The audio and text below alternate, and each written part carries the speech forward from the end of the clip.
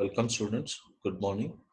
Today we are going to discuss Unit 5, Session 9, that is entering and leaving V86 mode, which is very important with respect to exam point of view. You will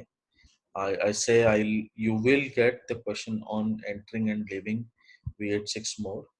So please read it thoroughly and understand it thoroughly. Entering and leaving V86 mode. So initially, this is the mode transition diagram. Uh, this is the initial entry where it will be in a 386 mode. From here, it will be switching to 8086 mode on task switch or iReturn. So V86 mode is nothing but uh, where the programs of 8086 will be executed.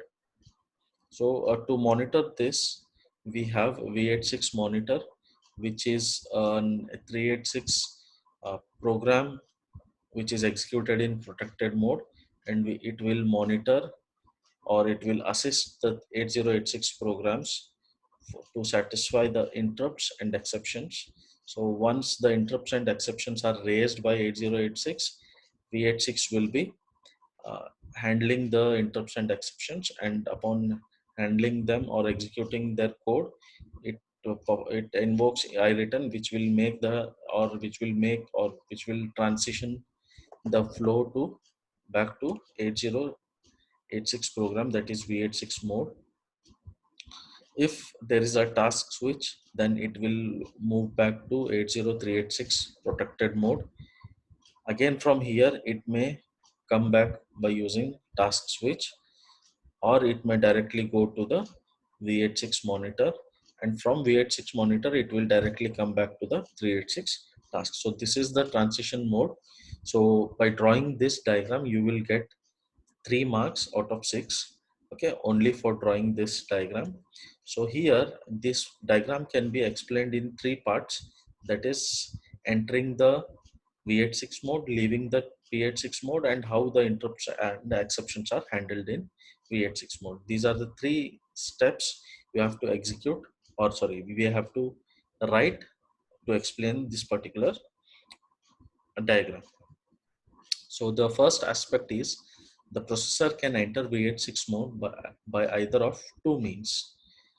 That's the first is approach is a task switch to a 386 task loads the image of E flags from the new TSS. The TSS of new task must be an 80386. So whenever the processor is performing a task switch, then it may enter into the V86 mode. And the second is iReturn. An iReturn performs from a procedure of an 80386 task loads the image of E flags from the stack. A value of 1 in VM in this case indicates that procedure to which control is being returned is 8086 procedure. The CPL at the time of iReturn is executed must be 0, that is CPL should be 0, the current privilege level should be 0, that is a high privilege, else processor will not change VM. Processor leaves V86 mode when an interrupt or exception occurs. Next, the second aspect to explain that particular diagram is leaving a V86 mode. The processor leaves V86 mode when an interrupt or exception occurs. There are two cases. The interrupt or exception causes a task switch. A task switch from a V86 task to any other task load E flags from the TSS to a new task of the new task. If new task is an 80386 TSS, then VM bit in E flag image is 0.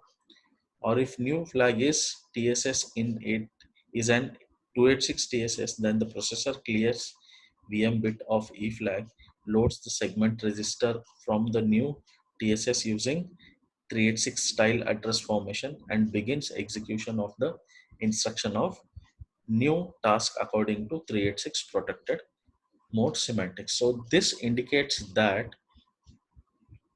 whenever there is a task switch, the V86 mode is the control is leaving from 8086 mode to 80386 mode, that is protected mode. So the new TSS is loaded into the new image of the task is loaded in the TSS. If that particular TSS image is of 386, then it will execute normally. If it is of 286 TSS, then the VM bit is cleared and the TSS is changed to 386 style address formation and it starts execution in 386 mode. And the next aspect is the interrupt or exception vectors to a privilege level 0 procedure. The procedure stores the current setting of E flags on the stack, then clears VM bit. The interrupt or exception handler therefore executes a native 80386 protected mode code, and the native 80386 protected mode code is V86 monitor. System software does not manipulate VM flag directly, but rather manipulates the image of E flag that is stored on the stack or in the TSS.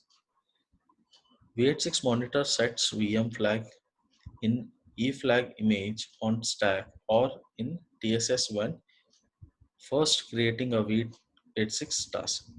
Exception handler can examine VM flag on task if the interrupted procedure was executing in V86 mode. The handler may need to invoke V86 monitor. Transition through task switches.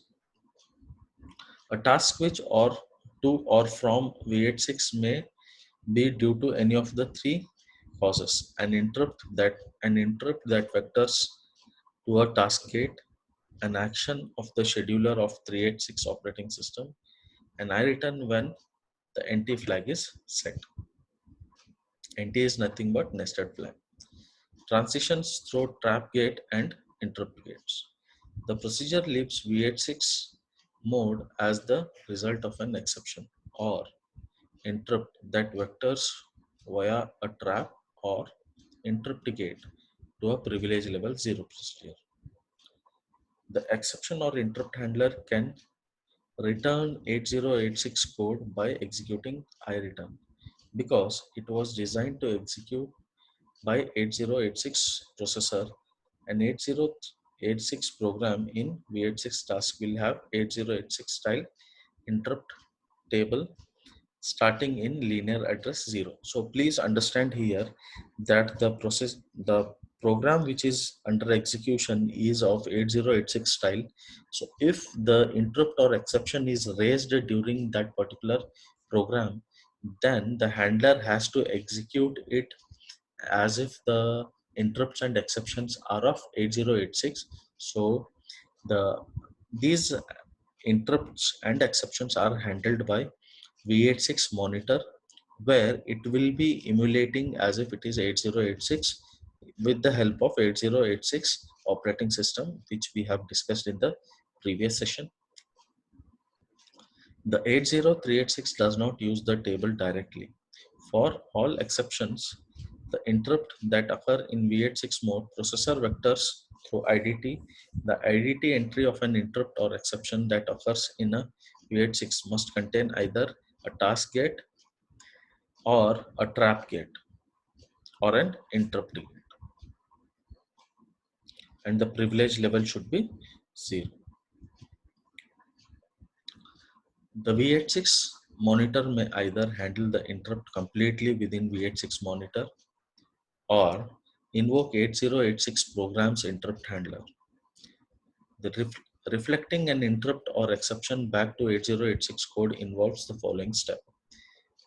So if it is executing or handling the interrupts which are raised by 8086 program, then it has to if it is using the interrupt handler of 8086, then the following steps are followed. Refer the 8086 vector to locate the appropriate handler procedure from the specified location, which is given in the 1 megabyte space. Store the state of the 8086 program on the privilege level 3 stack. Change the return link to the privilege level 0 stack to point to the privilege level 3 handler procedure. So here it is changing the privilege level from 3 to 0 in order to execute the interrupts, and while returning back it will move back to the privilege level 3. Execute an iReturn so as to pass control to the handler.